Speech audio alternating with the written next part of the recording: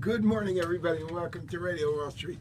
This is the Money Man Report. I got so many people telling me I'm on and pointing arrows and pointing to me. Yes, I am on. You're listening to Radio Wall Street. We're broadcasting to the world on iHeartRadio and on 880 AM The Biz, I'm proud to say. Salem Communications airing our program in the same place, same format for many, many, many years. Stock market. Dow Jones Industrial Average up about 1/3%. The NASDAQ happily about almost twice as fast, rising at about 0.6%, and the S&P 500 in the middle, rising at about 0.4%, and that's not a small thing. And now the biotechs are up even more than that. Gilead Sciences, for example, is up about 0.8%.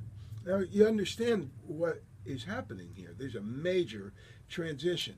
So here's my notes to myself, because I see very few signs of any kind of an imminent major top. A major top means the stock market, the bull market ends, the cyclical bull market ends and rolls over into a bear market.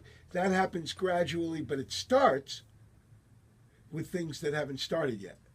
Now, I just the other day had Tim on. He's a caller, and Tim, you're welcome to call back again if you like, because I really didn't have time to finish everything I wanted to finish with you. But there are indications of a weakening primary trend that are the characteristics of a latter stage of a bull market. Because you don't really quite understand the way it goes, you're saying I'm abstaining from all stocks, waiting for a 15% decline. That probably isn't the right structure. And when in that question you asked my studio guest, who's been listening to our show for a long time, how accurate were we in the crash of 2008 and at times like that? I'd like to talk to you about that more. But here's the deal. For now, the rest of the audience wants to know about the markets right now. So market X-ray. Yeah, and the headline theme is saying, of this show and the theme of this program is my life is not connected to this. I don't have to get poorer if the stock market goes down. I don't have to get poorer if the dollar declines. My life is not about the dollar or the U.S. economy or the U.S. stock market. I make my own way. The people that I bring on this program to inspire and to inform are people who have chosen the art of life, and they've chosen to be able to create the life they want by doing something people want and then getting paid for it. Later in the show, on our the art experience segment with Susanna Baker, we're going to have a guy who had made himself into a 4 times Tony Award winner, and also he's a playwright and also an author and a director. But I want to know, how do you decide to? What does director do, and what makes you? How do you? What does a director do that makes you award winning? How do you take this story and interpret it so that it goes right into my brain? I'm really eager to meet him. That's Evan Acosta. But first, the market X-ray. Stocks hold gains on upbeat economic data. S&P sets new high. So that's the headline right now. Your market X-ray. Yes. So the all issues, the new highs for the stock market peaked in May of 2013. The number of stocks going to new highs peaked a year ago. And since then, every time the stock market rallies and makes a new high, there are fewer. The stock market's at a new high, but there are fewer new highs. This is no exception. It's happening right now. Weakness in small caps is usually the next sign of an aging uptrend.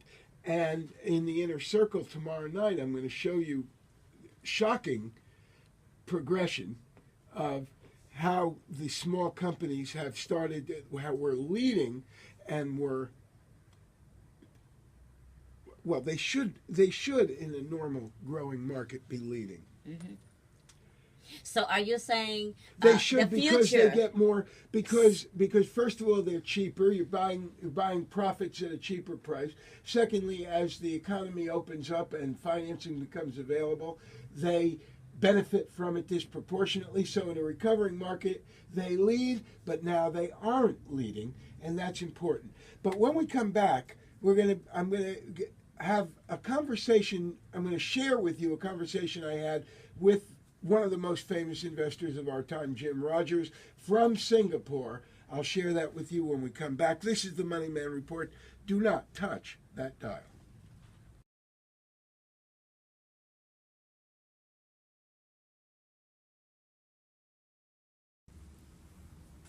Welcome back to Radio Wall Street. You're listening to the Money Man Report. We have a live in-studio guest that's coming in a little while. But right now, the whole idea of this program is I get to share with you. I've been able to do it for 20 years. The information I get and share information and the contacts I've done for all those years on CNBC and all those places so that I can share with you insights that regular people that don't listen to our program generally don't get, or they read about them in the paper when it's too late. Right now, I want to share with you a conversation I had on the telephone from Singapore. And remember, it's the opposite time there. So when it's 10 o'clock in the morning here, it's like 11 o'clock at night there. So we have to... anyway, we were talking to him when it was night for me and morning for him. And we were just comparing notes about the market, and I get to share that with you. He didn't know that you were going to hear it. And what initiated that is you told me, would you kindly get Jim Rogers for me, because it looks like there's a new thing happening in the market that I'm seeing. I want to share notes with him. Yes. So anyway, we're going to go ahead. I'm just going to start it kind of right at the beginning of the call, and we'll share with you Jim Rogers' ideas.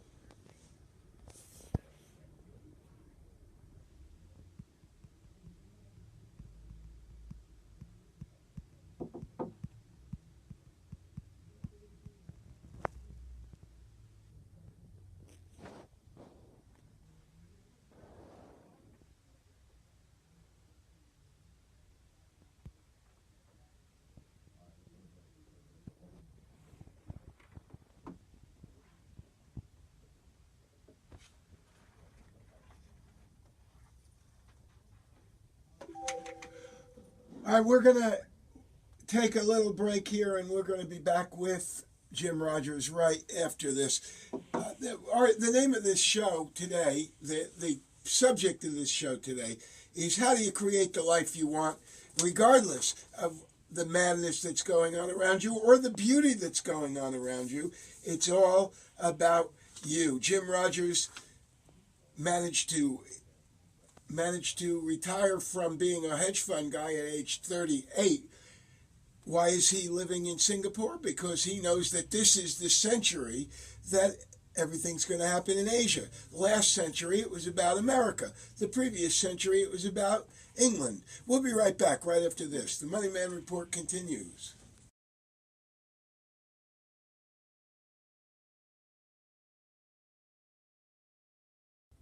Welcome back. This is Radio Wall Street, the Money Man Report. When I talk to Jim Rogers, he doesn't really talk in paragraphs the same size as my segments. But I'm wanting to share his thoughts with you. And then I'm going to spend a little bit of time, a little bit later in the show, in the Art Experience segments with Susanna Baker, in which we're going to have another guy who has found a way to live his life the way he wants to do. And what's going to happen is somebody is going to be riding in a car and saying to himself, gee, you know what? I could do that.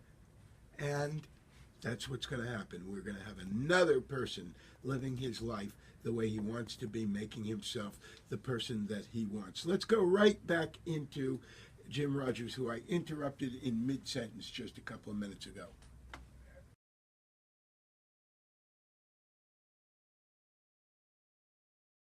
So our show, our show is about how you get to live the life you want. In the next segment, I'm going to introduce you again to Susanna Baker and the Art Experience, and she's going to be talking with us, with Ivan Acosta, who's a playwright and a record producer and a writer and a playwright. And I want you to think about the similarities between him and Jim Rogers. They're in different walks of life, but they make their own lives. You're talking about a life where the country you live in becomes a communist country, families lose everything, have to leave the place, and here we are with a guy making his own place and succeeding. And as you listen to it, you're going to be able to realize, I can do this too. So when we come back, Susanna Baker and the Art Experience and Ivan Acosta. Right now, we stop for a little break.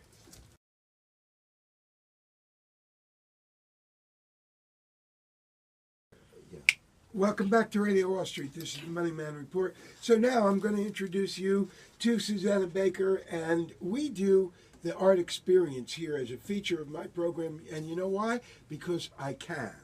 Because I've been doing this all my life, and all we talk about is the stock market. But my life's not only that. I have to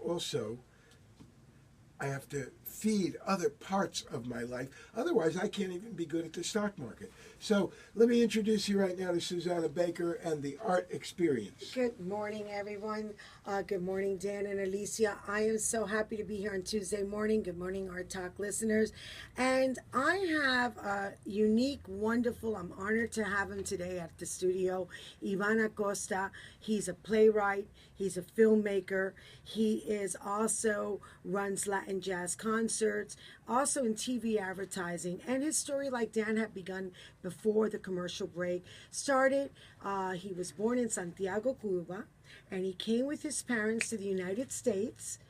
What I want to know first is, what you're a director and you win awards for being a director. What are you doing? What exactly does a director do? Well, I'm a playwright and director. So, I write some of my own plays that I direct. Sure. I write them.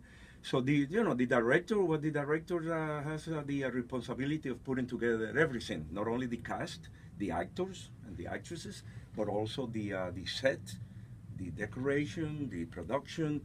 So it's like the captain of the but ship. what I'm getting at is you take a story and then you're interpreting the story for a certain way so that it will go into my brain and have an impact emotionally. What are you thinking about? Are you thinking about the audience, the story? How do you do that? Can I interject for a moment here? One of the things that Ivan Acosta has done that has really made him successful in Hispanic screen and playwright, he has gotten materials and themes that are very close to the ethnic culture of El Cubano. Ivan Acosta was the one who started the Cuban Cultural Center in New York. Yeah. So, give me an example of something in somebody's heart that you're attaching to. We did for instance, we did a movie. It's called El Super, which became international and well known. El Super was a play, and then it was turned into a film, and it's still around. It's all over the world. And I have written 15 plays and seven movies. But answering what you were asking me, yeah. The director takes the story, and you have to transform the idea, the message, so the audience can understand it without being confused. Because some directors, they interpret different stories in a different way, abstract, realistic, or you can do it in a way that nobody knows what's going on the stage, but that's the responsibility of the director. What is the experience that you are connecting? What is the experience that you want the audience? In my case, as a Yes. playwright, and being Cuban American, Yes. I dedicate most of my writing, most of my play to develop, to tell the story of the Cuban refugees coming to the United States, as you said at the beginning, escaping from communism and living in the U.S. In my case, in New York, I've been living in New York City all my life since I'm in the United States. I live in Hell's Kitchen in Manhattan, and that's what I do. In the case of El Super, is a play about this family living in a basement in Washington Heights, in Manhattan, but everybody identified themselves: the Greeks, the German, the Jews, the Puerto Rican, the Philippines, the Dominican. Because it's the immigrant story. And that's what sets you apart from anyone that came before, any of your predecessors. You really made a road and a pathway for the Latin composer, writer, for the Hispanic ethnic one. You've been the underdog's hero, because prior to your El Super, which was then crossed over by a screenplay adaptation that you did, which won Best Director and Best Screenplay, and it was made in film, and it won many awards, 12 awards that year. 21 awards. And then you went ahead and wrote a book on it as well. You did the screenplay, and then you wrote a book. And with that book, you won the Ariel Award, the Thalia Award, also the ACE Award. And recently, you just won the ACE Award again. But that's El Super. But as I said, I have other plays. And now you're coming to and do I'm doing also the Latin Jazz USA concerts. Mm-hmm. So let's get back to the experience. What is it about the experience that you want to communicate? What did it feel like that you because this is for everybody. Sure. Yeah. But when you are sincere, transmitting and Right. saying a story, everybody can identify with Yes. it. And that's what happens when we see great movies or great plays. Right. It could be Chinese, it could be Russian, it could be Israeli. Was there Yeah. what were the fears about? Where was the tension for you in doing that? The fear is that people won't understand what you're trying to transmit, to communicate. That's a fear, I think, for any playwright and for any creative person. The fear that the people in the play are having, that you're portraying. You mean in any In your play. In your play. Well, in the play that we're doing, Yes. I'm doing a play right Yes, now, that's right what I'm across the talking street from the That's radio what I'm talking station. about. Yes, on Thursday and Friday, we're doing a play called Cuba Point X, Cuba.X, which is about Cuba in the year 2020. Supposedly, the Castro dictatorship is over, and this guy is hiding in this mountain. He used to be a war criminal or whatever, and he's hiding in Point X, and they are looking for him. The United Nations is looking for him because he violates human rights. All right, we're going to be back with Ivan Acosta and Susanna Baker right after this break. Stay with us.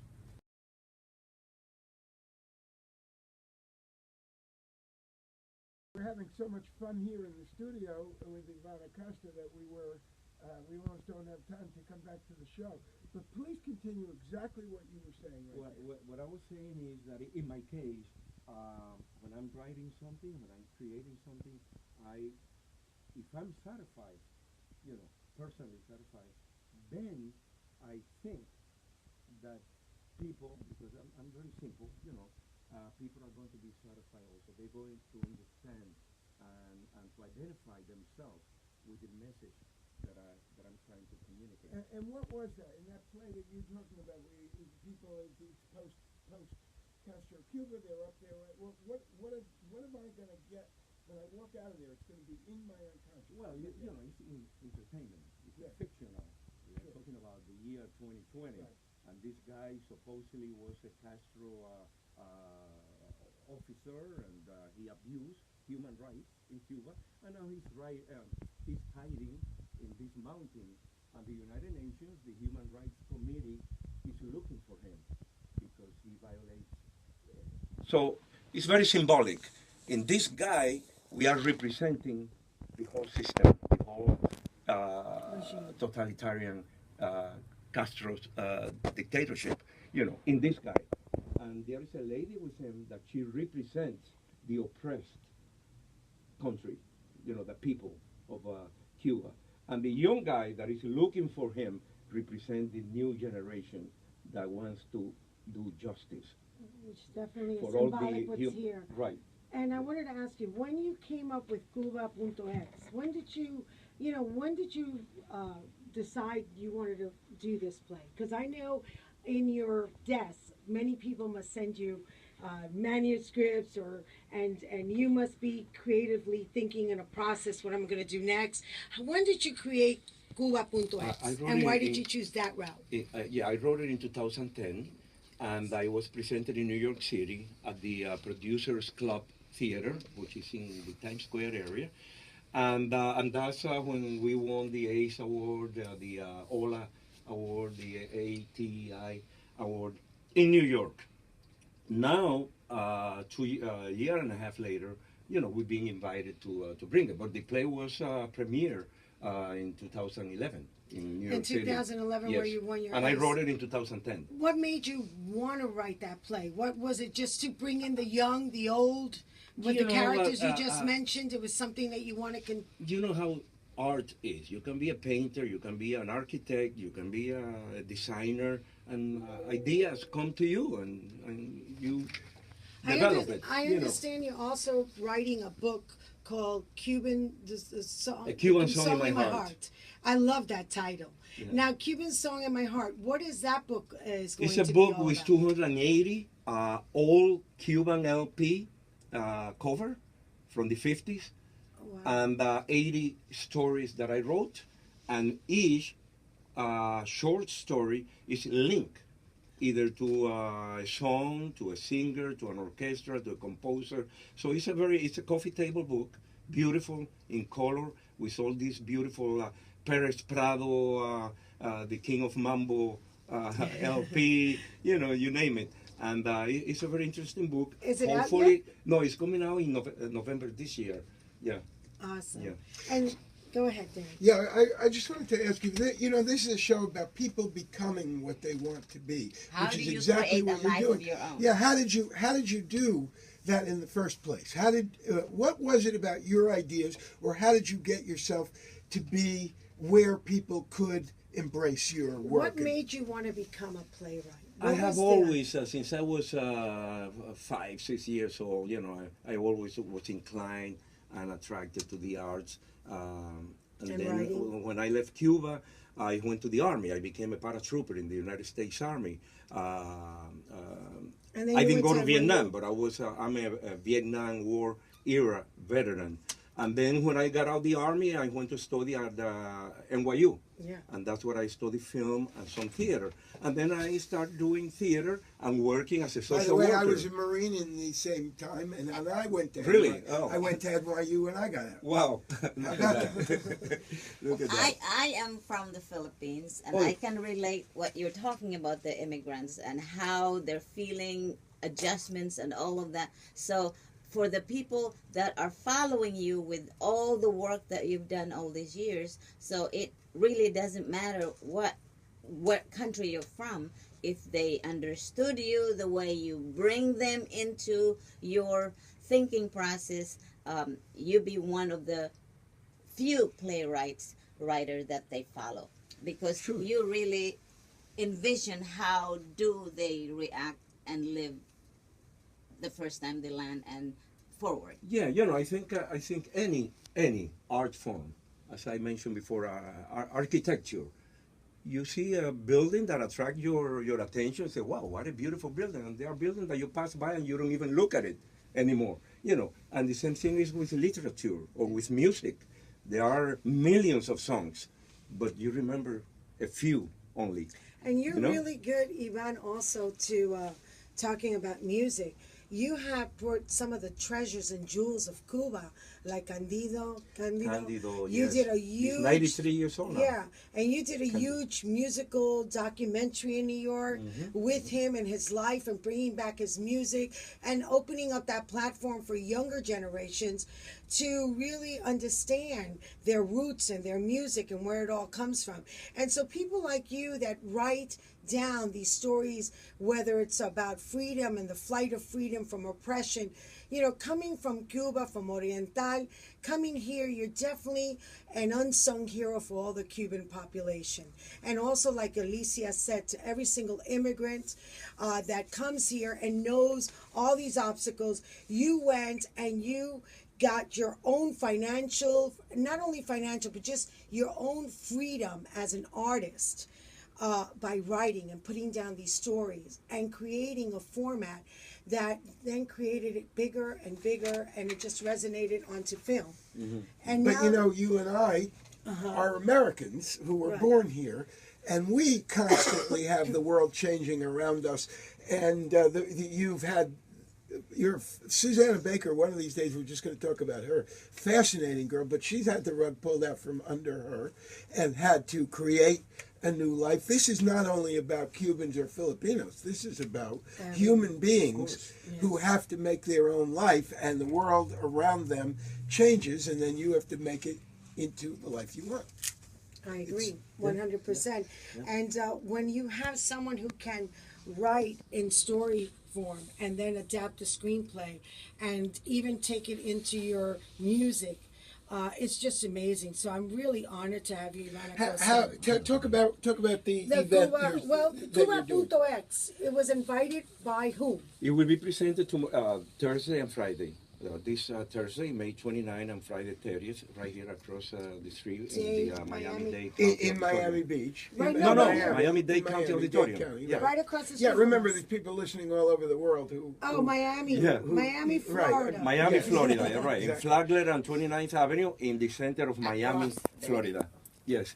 And What time is the play At start? 8 o'clock. And 8 if they o'clock. wanted to find out where to find, They just have to see- tickets in Ticketmaster and the box office, like any other. Is this but this is part of a program for the something you said Cuban? Oh, yeah. on the- We'll come back and complete the. Okay. We'll complete Absolutely. your thought when we come We'll back. be right back. This is the everybody. Money Man Report. You're listening to Radio Wall Street, broadcasting to the world on iHeartRadio and in South Florida on 880 AM The Biz. Stick around.